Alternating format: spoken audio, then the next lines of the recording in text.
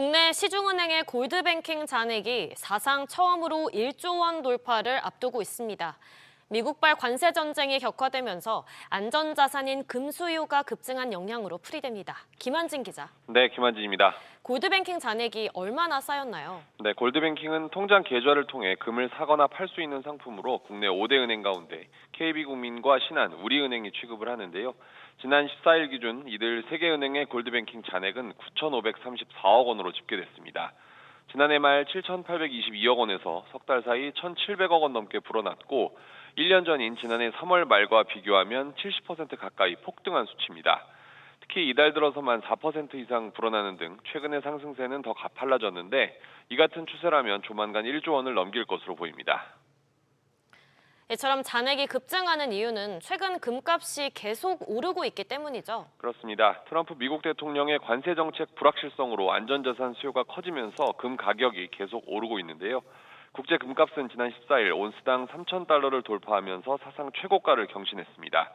골드바 품귀 현상도 계속되고 있습니다. 5대 은행의 골드바 판매액은 지난 1월 270억 원에서 2월 883억 원으로 3배 넘게 늘어났는데요. 이후 공급 차질로 KB국민과 우리은행은 지난달 14일부터 판매를 중단했습니다. 신한과 NH농협, 하나은행 세 곳에서만 취급하는 골드바 판매액은 이달 들어 지난 14일까지 147억 원에 그쳤습니다. SBS 비즈 김한진입니다. CJ 대한통운이 협력사들에 대한 택배비를 인상한 가운데 소비자 택배비도 인상 움직임이 시작됐습니다. G마켓의 편의점 반품 및 교환 택배비가 다음 달에 인상되는 것으로 확인됐습니다. 정대한 기자. 네, 정대한입니다. 택배비가 얼마나 오르나요? G마켓은 반품, 교환에 대해 편의점 GS25와 제휴 서비스를 운영 중인데요. 다음 달 14일 접수건부터 택배비를 인상할 예정입니다. 구체적으로는 20kg 이내 중량에 대해 3,400원에서 3,600원으로 200원 인상되고 물품의 가액이 50만 원을 초과할 때 부과하는 추가 요금은 기존 2,000원에서 2,500원으로 500원 오릅니다. G마켓 측은 택배 원가 상승에 따라 GS네트워크스 배송 제휴사의 운임 인상이 결정됐다고 설명했습니다. 택배 원가 상승이 구체적으로 어떤 내용이죠? 네, 국내 택배업계 1위인 CJ 대한통운은 최근 GS네트워크스를 포함한 기업 고객들에게 다음 달부터 운임료를 최대 100원 올린다고 통보했습니다. 다만 세부 사항에 대해서는 기업들과 협상이 진행 중인데요. GS 리테일 측은 현재 무게나 구간별로 세부 논의를 진행 중인 단계라고 설명했고 CU를 운영하고 있는 BGF 리테일도 아직 가격 인상 여부가 정해진 바 없다고 밝혔습니다. 다만 CJ 대한통운의 가격 인상으로 최종적으로 소비자의 택배비 부담이 커지는 건 시간 문제라는 우려가 나옵니다. SBS 비즈 정대한입니다. 여당이 다주택자 중과세 폐지 카드를 꺼내들었습니다.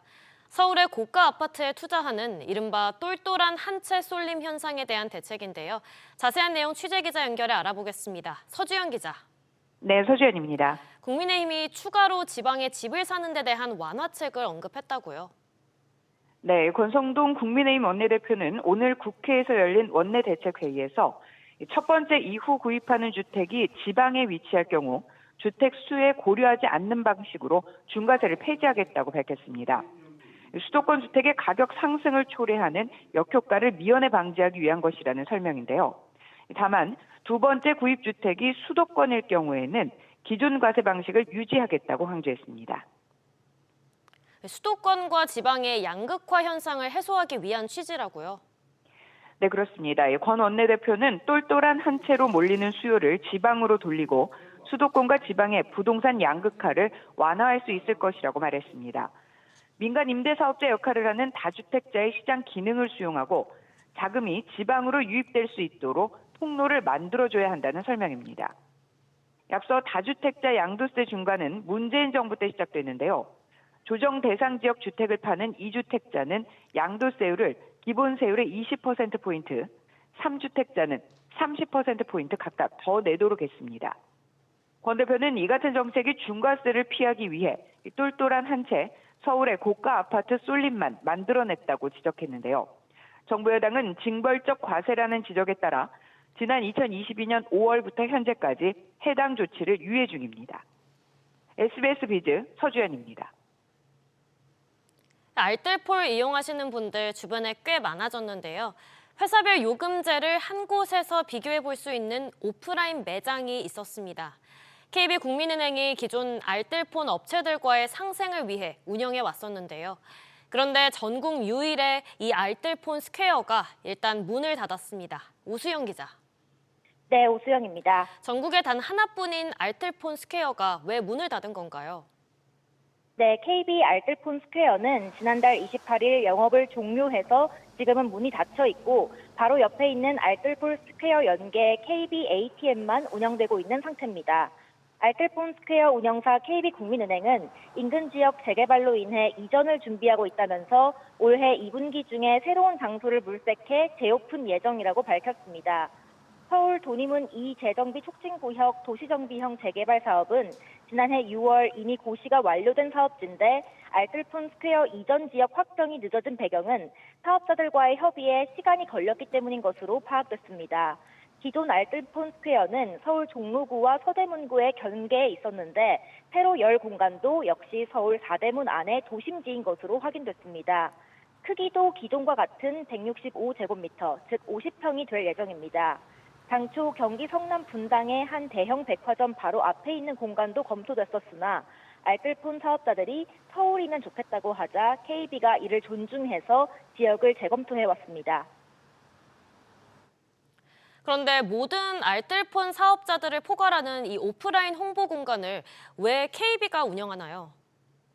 네, KB국민은행이 지난 2019년에 금융규제 샌드박스를 통해 알뜰폰 사업 진출을 처음 허가받을 때 기존 사업자와의 상생 차원에서 제안한 내용 중에 하나였습니다.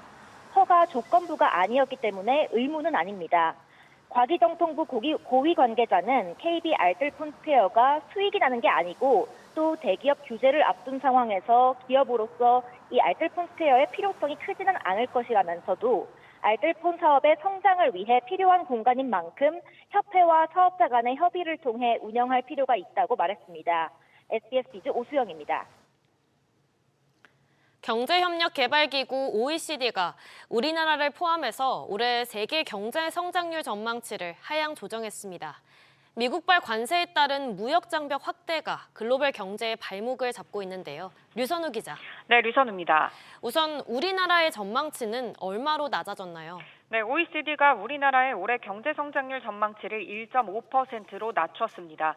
지난해 12월 발표 때보다 0.6%포인트나 끌어내린 겁니다.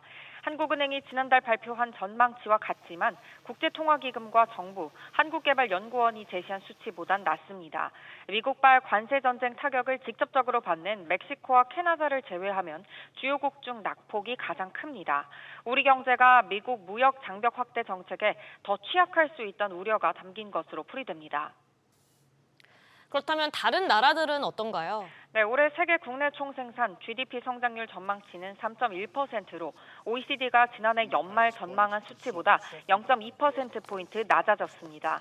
내년 성장률 전망치도 0.3%포인트 내린 3%로 조정됐는데요. 글로벌 경제 분열이 핵심 리스크로 꼽혔습니다. OECD는 무역 장벽 확대는 세계 경제 성장에 악영향을 끼치고 인플레이션을 악화시킬 수 있다고 우려했습니다. 무역 전쟁을 촉발한 미국의 성장률은 직전 전망치보다 0.2%포인트 내려간 2.2%로 예상됐고요. 관세 폭탄을 맞게 된 캐나다는 직전 전망치보다 1.3%포인트나 하향 조정돼 올해 0.7% 성장에 그칠 것으로 관측됐습니다. 멕시코는 더 상황이 좋지 않아 올해 성장률이 마이너스 1.3%를 기록할 것으로 전망됐습니다. SBS 비즈 류선우입니다. 코로나19가 발생한 2020년 이후 2년 동안 서울의 술집과 치킨집이 2,000곳 넘게 줄어든 것으로 나타났습니다. 서울시가 20개 생활 밀접 업종의 변화를 분석한 결과 호프와 간이주점 사업체 수는 2022년 14,000여 개로 2020년 대비 약 1,700개 감소했고 치킨집은 5,700여 개로 400곳이 문을 닫았습니다. 반면 스포츠 강습소와 커피 음료점은 늘었습니다. 다음 달 2일로 예정된 상호 관세 부과를 앞두고 미국이 또 한 번 우리나라를 콕 집어 언급했습니다. 트럼프 대통령은 연일 관세 강행 의지를 드러내고 있는데요. 김성훈 기자. 네, 김성훈입니다. 미국이 관세 정책을 정당화하기 위해서 우리나라를 언급했다고요? 네, 미 백악관 국가경제위원회 캐비넷셋 위원장이 미국이 무역 흑자를 보고 있는 대표 국가로 한국을 직접 거론했습니다. 햇셋 위원장은 현지 시간 17일 CNBC와의 인터뷰에서 한국에 대한 무역 적자가 수년째 지속되고 있다고 지적하면서 이런 무역 적자가 존재하는 이유는 비관세 장벽과 높은 관세로 미국 기업들이 경쟁하기 어렵기 때문이라고 주장했습니다. 지난해 우리나라의 대미 무역 흑자 규모는 557억 달러로 미국 입장에선 8번째로 큰 적자액을 기록한 교역국이었는데요. 현재 한국은 한미 자유무역협정 FTA를 통해 사실상 대미 무역에서 비관세 혜택을 누리고 있습니다. 햇셋 위원장의 발언은 전날 새로운 양자협정을 시사한 마코 루비오 미 국무장관에 이어 비관세 장벽을 없애겠다는 뜻으로 풀이됩니다. 이런 가운데 트럼프 대통령은 추가 관세를 매기겠다는 의지가 확고하죠. 네, 그렇습니다. 뉴욕타임즈는 지난 4일 GM과 포드 등 미 완성차 업계가 관세 유예를 요청했던 당시에 트럼프 대통령의 발언을 보도했는데요. 트럼프 대통령은 멕시코와 캐나다산 자동차에 대한 한 달 관세 면제 조치를 발표하면서도 모두들 안전벨트를 매야 한다고 말한 것으로 전해졌습니다. 결국 관세를 부과할 것이니 대비하라는 메시지로 해석됩니다.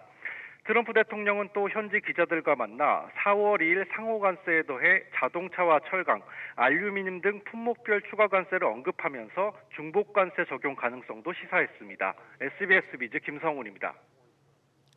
이런 가운데 최근 미국 에너지부가 우리나라를 민감 국가로 지정한 배경에 과거 원자력 설계 자료 유출과 관련이 있다는 사실이 뒤늦게 알려졌습니다.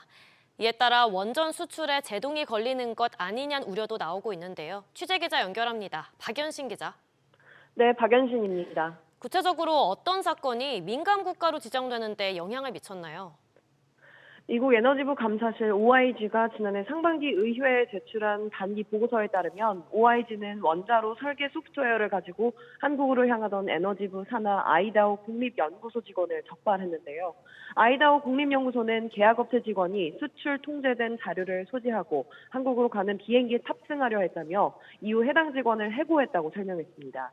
당시 자료는 아이다호 국립연구소가 소유한 독자적인 원자료 설계 소프트웨어였던 것으로 전해졌는데요. 문제는 해당 직원이 수출 통제 규정을 인지하고 있었고 외국 정부와 소통했던 겁니다. 이번 유출 사건에 대해 미 연방수사국과 국토안보수사국 공동 수사를 진행 중인데 이들은 해당 직원이 소통을 한 정보를 한국 정부로 보고 있는 것으로 알려졌습니다. 이렇게 민감 국가로 지정되면 받게 되는 불이익은 뭔가요? 미국의 민간 국가 지정은 국가 안보와 핵 비확산, 지역 불안정 등을 고려해 이루어지는데요. 미국 첨단 기술 분야 교류와 협력이 제한되는 것으로 알려졌습니다. 우리 정부는 이번 미국 리스트에 등재되더라도 한미 간 공동 연구 등 기술 협력에는 큰 영향이 없다고 설명했는데요. 하지만 일각에서는 원자력 분야 등 원전 수출에 타격이 있는 것이 아니냐는 우려의 목소리도 나옵니다. 이에 이번 주 안덕근 산업통상자원부 장관은 크리스라이트 미 에너지부 장관을 만나 우리나라를 민간 국가 목록에서 빼줄 것을 요청한다는 계획입니다. SBS 비즈 박연신입니다. 국민연금이 고려아연과 경영권 분쟁을 벌이는 MBK 파트너스와 관련해 적대적 인수합병에는 투자하지 않겠다고 밝혔습니다. 이 가운데 지금 국회에선 MBK가 대주주인 홈플러스 사태와 관련한 긴급 현안 질의도 열리고 있습니다. 취재기자 연결합니다. 박규준 기자. 네, 박규준입니다. 국민연금이 MBK에 대한 자금줄을 조이기로 했다고요? 네, 국민연금은 기금 위탁 운용사 중에 한 곳인 MBK의 적대적 인수합병 투자에는 참여하지 않기로 했습니다. 국민연금은 어제 MBK와 올해 2월 적대적 인수합병 건에 참여하지 않는다는 내용을 포함해 위탁 운용 최종 계약을 맺었다고 설명했는데요. MBK가 고려아연에 대한 적대적 인수합병에 나선다는 비판을 고려한 조치로 해석됩니다. 관련 국민연금은 MBK의 일부 운용 전략이 국민연금 기금의 운용 방향에 부합하지 않는다는 지적이 지속됐다고 언급했습니다. 국민연금은 이번 최종 계약에 따라서 MBK가 고려아연과 같은 분쟁 투자건에 펀드 자금을 요청해도 응하지 않을 것임을 분명히 한 것으로 보입니다. 또 지금 홈플러스 사태와 관련해서 국회 질의가 이어지고 있는데 어떤 이야기가 오가고 있나요? 네, 오전 10시부터 국회에서 홈플러스 사태 관련 질의가 이어지고 있는데요. 여야는 오늘 자리에 참석하지 않은 김병주 MBK 회장에 대해 김 회장을 고발하고 동시에 별도의 청문회를 추진해야 된다고 한 목소리를 냈습니다. 김병환 금융위원장은 홈플러스 사태와 관련해서 투자자에 대해서는 금감원이 검사에 착수했다며 위법 소지가 확인되는 경우 엄정히 대응할 방침이라고 말했고요. 한기정 공정거래위원장은 소상공인 피해 방지를 최우선으로 해 일별 대금 지급 현황 등을 매주 점검하고 이 대금 미지급 발생 시 지급 명령을 통해 적시 조치하겠다고 말했습니다. 이번 청문회 증인으로는 김광일 MBK 파트너스 부회장, 또 금정호 신영증권 사장 등이 참석했습니다. SBS 비즈 박규준입니다. 고물가가 계속되는 상황에서 기아가 지난해 국내에서 13,000대가량 판매된 전기차 EV3의 가격을 올립니다. 벤츠코리아도 일부 차종에 대해 다음 달부터 판매 가격을 올립니다. 류정현 기자. 네, 유정현입니다. 먼저 EV3의 가격이 얼마나 오르는 건가요? 네, 기아는 이번 달부터 새롭게 계약되는 EV3 가격을 최대 50만 원 올립니다. 기아는 연식이 바뀌면서 전체 트림에 운전대 진동 경고가 추가되는 등 일부 옵션 조정에 따른 거라고 설명했는데요. 일단 가장 기본 모델인 EV3 에어트림은 가격이 동결됐습니다. 옵션으로는 운전대 진동 경고 외에 실외 V12 커넥터가 추가되는데요. 대신 스마트폰 무선 충전 시스템과 좌석 통풍 시트가 기본 옵션에서 빠지고요. 운전석 파워 시트와 전동식 허리 지지대도 제외됩니다. EV3 어스 트림은 자동차 내부 천정 소재가 바뀌는 정도만 변경이 있는데요. 가격은 스탠다드와 롱레인지 모델 모두 기존보다 50만 원 오르면서 각각 4,390만 원, 4,810만 원에 판매됩니다. 최상위 트림인 GT라인의 경우 전체 변동 사항 외에 개별적으로 바뀌는 건 없고요. 가격은 기존보다 45만 원이 올라 각각 4,475만 원, 4,895만 원이 됐습니다. 수입차 가격도 오르죠?